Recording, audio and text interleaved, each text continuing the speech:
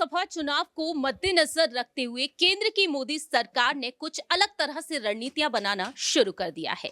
जो 5 राज्यों में विधानसभा चुनाव हुए हैं, जैसे कि राजस्थान, मध्य प्रदेश, तेलंगाना, छत्तीसगढ़ और मिजोरम, और इन पांचों ही राज्यों में से 3 राज्यों में जीत हासिल की है भारतीय जनता पार्टी ने।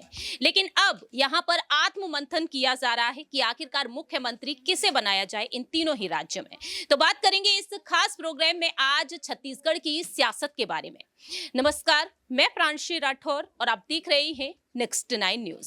आखिरकार छत्तीसगढ़ में मुख्यमंत्री पद पर किसकी ताजपोशी होगी, इस पर सभी की नजरें टिकी हुई हैं, क्योंकि कांग्रेस को पछाड़कर यहां पर बीजेपी ने जीत हासिल की है। 90 में से 54 सीटों पर बीजेपी ने जीत दर्ज की, तो वहीं 35 सीटों पर सिमटती हुई नजर आई कांग्रेस पार्टी।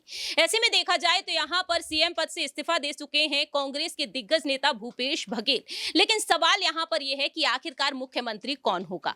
तो इस रेस में देखा जाए तो दिग्गज नेता रमन सिंह से लेकर बाकी के तमाम अन्य नेताओं के नाम शामिल है, और इसी लिस्ट में नाम अब जुड़ चुका है एक दिग्गज महिला नेत्री का, जो मोदी कैबिनेट का हिस्सा है, जो अनुसूचित जनजाति विभाग की मंत्री हैं। हम बात कर रहे हैं यहां पर रेणुका सिंह के बारे में।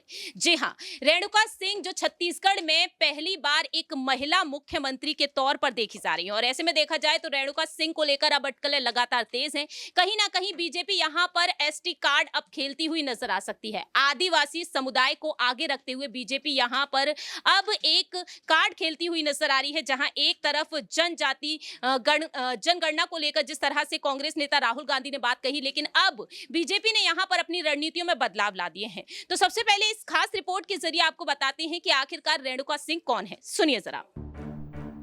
छत्तीसगढ़ के विधानसभा चुनाव में भारतीय जनता पार्टी ने बम्पर जीत हासिल की है।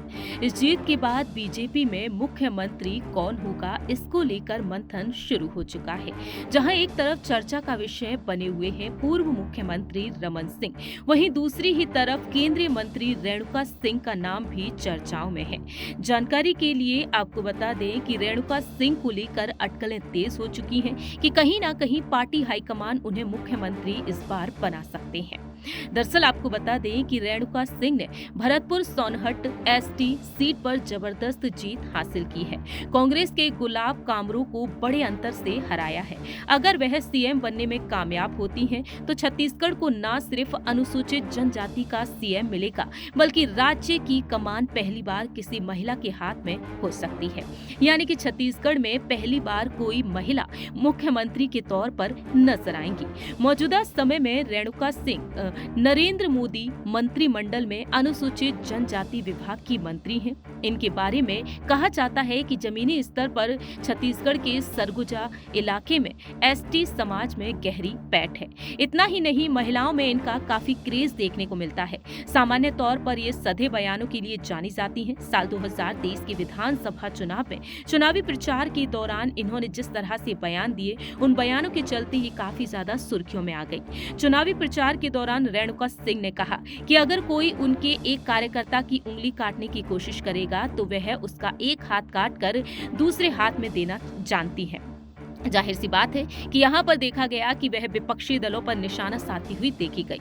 जानकारी के लिए आपको बता दें कि एसटी समुदाय को किस तरीके से इन्होंने बखूबी संभाला है। 2003 में पहली बार ये विधायक बनी, 2008 में रमन सिंह सरकार में ये शामिल हुई, और 2019 में सरगुजा से बीजेपी सांसद बने, और इस वक्त मोदी कैबिनेट का ये हिस्सा है। जानकारी के लिए आपको बता दें कि 5 जनवरी को रेणुका सिंह का जन्म कोरिया जिले के गाँव पौड़ी बचरा में हुआ था, और राजनीति में आगाज रामानजू नगर जिला पंचायत सदस्य के तौर पर हुआ है। जमीनी स्तर से राजनीति का ककहरा सीखते हुए रामानुज नगर की बीजेपी मंडल अध्यक्ष भी रही हैं, तो वहीं ब्लॉक और जिला स्तर की राजनीति से कदम को इन्होंने आगे बढ़ाया। बीजेपी महिला मोर्चा की ये मंत्री भी रह चुकी हैं। 2003 में प्रेमनगर विधानसभा सीट से जीत हासिल की और रायपुर पहुंची। जीत का सिलसिला 2008 में भी बरकरार रहा, और 2008 में रमन सिंह सरकार का ये हिस्सा बन गई। महिला बाल विकास समाज कल्याण विभाग की जिम्मेदारी इनको मिली और 2019 में सरगुजा लोकसभा से जीत इन्होंने हासिल की और फिर अनुसूचित जनजाति विकास राज्य मंत्री बन गए। रेणुका सिंह कहीं ना कहीं पहली पसंद बनती हुई नजर आ रही हैं। जानकारी के लिए आपको बता दें कि बीजेपी के सभी बड़े नेताओं का कहना रहा कि भूपेश बघेल की अगुवाई वाली सरकार में महिलाओं के साथ क्या कुछ हुआ वो सभी को पता है, लेकिन राज्य में बीजेपी की सरकार आई तो महिलाओं का विकास उनकी पहली प्राथमिकता होगी और इसी के साथ महतारी वंदन स्कीम का भी जोर शोर से प्रचार किया गया। अगर नतीजों पर रुख किया जाए तो बीजेपी ने सरगुजा और बस्तर दोनों संभागों में जबरदस्त जीत हासिल की है और ऐसे में देखा जाए तो यहाँ पर महिला वोट बैंक को भी बढ़ावा मिला है। ऐसे में रेणुका सिंह अगर वाकई में मुख्यमंत्री बनती हैं जो आदिवासी समाज से ताल्लुक रखती हैं तो यहाँ पर वह बीजेपी को कई बड़े बड़े फायदे दे सकती हैं 2024 के लोकसभा चुनाव को ध्यान में रखते हुए। अब देखना होगा कि रेणुका सिंह मुख्यमंत्री बनती हैं या फिर नहीं। आपने सुना कि किस तरह से रेणुका सिंह इस सियासत में एंट्री की और अब देखा जाए तो आज वह मुख्यमंत्री पद तक पहुंचती हुई नजर आ रही हैं। न्यूज रूम में बैठे हुए सहयोगियों से जानेंगे कि आखिरकार छत्तीसगढ़ की सियासत को वह किस नजरिए से देख रहे हैं, कि आखिरकार छत्तीसगढ़ में अगर कोई महिला मुख्यमंत्री बनती हुई नजर आती है तो क्या कुछ यहाँ पर सियासी बदलाव देखने को मिलेंगे। पहला सवाल यहाँ पर रहेगा हमारे सहयोगी आकाश से कि आखिरकार वह क्या कुछ कहना चाहेंगे। राजस्थान में हमने देखा है कि महारानी कही जाने वाली वसुंधरा राजे मुख्यमंत्री बनाई गई और एक बार फिर से चर्चाएं यही तेज है कि कहीं ना कहीं वह दूसरी बार माफ कीजिएगा, यहां पर देखा जाए एक बार फिर से मुख्यमंत्री के पद पर देखी जा सकती हैं। और वहीं दूसरी ही तरफ देखा जाए तो मध्य प्रदेश में यहां पर किसी भी महिला नेत्री का नाम सामने नहीं आया, लेकिन छत्तीसगढ़ की सियासत में एक बड़ा सियासी उलटफेर देखने को मिल रहा है। कैसे देख रहे हैं आकाश आप, एक महिला को यहां पर आगे रखा जा रहा है और उन्हें मुख्यमंत्री का पद कहीं ना कहीं अब उन्हें सौंपा जा सकता है। वाकई में देखिए, भारतीय जनता पार्टी ने जब संसद सत्र शुरू हुआ था उसके पहले दिन महिला आरक्षण के बारे में बात कर ली थी, तो कहीं ना कहीं भारतीय जनता पार्टी ने तय कर रखा था कि जैसे इन 3 राज्यों में से किसी भी राज्य में चुनाव जीतेंगे तो हम एक महिला को मुख्यमंत्री जरूर बनाएंगे। और छत्तीसगढ़ में पहली बार हो रहा है जब कोई महिला मुख्यमंत्री बन रही।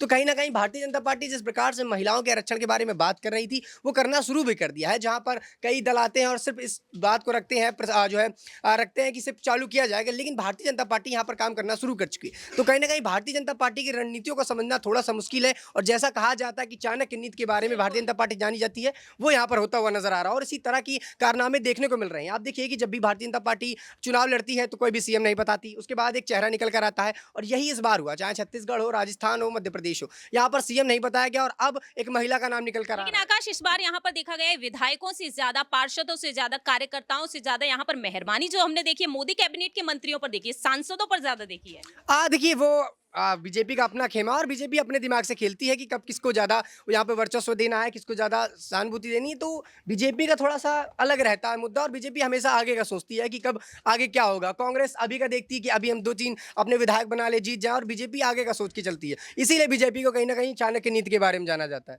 वाकई में देखा जाए तो गृह मंत्री अमित शाह जो चाणक्य कहे जाते हैं देश की सियासत में, और कहीं ना कहीं उनकी वो चाणक्य नीति जो है वो कहीं ना कहीं रंग लाती हुई नजर आ रही है। अगला सवाल यहाँ पर नेहा से रहेगा कि आखिरकार अगर मुख्यमंत्री बनती हुई नजर आती है एक महिला यहाँ पर, तो भूपेश बघेल की जो सियासत थी आखिरकार उसमें यहाँ पर कितने बड़े बड़े बदलाव अब यहाँ पर देखने को मिलेंगे। नेहा, कैसे देख रही हैं आप, यहाँ पर रेणुका सिंह को आगे किया जा रहा है। रेणुका सिंह जो एक महिला नेत्री हैं और उनकी वजह से अब छत्तीसगढ़ में कितने बड़े बड़े बदलाव हम देख सकते हैं, क्योंकि देखा गया कि आदिवासी समुदाय से हमारे देश की राष्ट्रपति भी ताल्लुक रखती हैं, उन्हें आगे किया गया और अब देखा जाए तो यहाँ पर रेणुका सिंह को आगे रखा जा रहा है। देखिए, अगर किसी राज्य में कोई महिला मुख्यमंत्री बनती है तो बदलाव तो वहाँ देखने को मिल सकते हैं। बिल्कुल, हमारे देश की जो राष्ट्रपति हैं वो भी एक महिला हैं और आदिवासी समुदाय से आती हैं। और देखिए, यहाँ छत्तीसगढ़ में भी आदिवासी समुदाय की किसी महिला को अगर आगे किया जा रहा है तो कुछ सोच समझकर यहाँ पर किया जा रहा होगा। मैं बता दूं यहाँ पर कि भाजपा किसी नेता या किसी मंत्री को बेवजह आगे नहीं लाती है, यहाँ पूरी रणनीति समझी जाती है। जैसे कि अक्सर आपने देखा भी होगा कि जो गृह मंत्री अमित शाह है, हर किसी मंत्री के नाम पर पहले वो पूरी रणनीति बनाते हैं और इसी वजह से उनको चुनावी रणनीतिकार भी कहा जाता है। तो देखिए, यहाँ पर अगर किसी महिला को आगे लाया जा रहा है छत्तीसगढ़ में तो काफी कुछ सोच समझ के लाया जा रहा होगा और बदलाव तो देखने को मिलेंगे ही। कोई महिला अगर आती है, किसी बड़े पद पर बैठती है, तो सबसे पहले वो फर्स्ट प्रायोरिटी जिसको देगी वो महिलाओं को ही देगी। तो देखिए, महिलाओं के लिए तो यहाँ पर कुछ अच्छा होने वाला हो सकता है। वाकई में देखा जाए तो महिला आरक्षण की जिस तरह से सदन में बात हुई और अब देखा जाए तो यहाँ पर महिलाओं को आगे किया जा रहा है, तो आने वाले समय में यही देखना होगा कि छत्तीसगढ़ की मुख्यमंत्री वाकई में रेणुका सिंह अगर बनती हैं, वाकई में बीजेपी हाईकमान उन्हें ही आगे करते हैं, तो क्या कुछ सियासी उलटफेर यहाँ पर देखने को मिलेंगे 2024 से पहले। लेकिन आपकी क्या कुछ राय प्रतिक्रिया है छत्तीसगढ़ की इस सियासत को ध्यान में रखते हुए? कॉमेंट सेक्शन में आप अपनी बात रख सकते हैं। फिलहाल के लिए हम चलते हैं, बाकी की तमाम अपडेट्स के लिए आप देखते रहिए नेक्स्ट 9 न्यूज।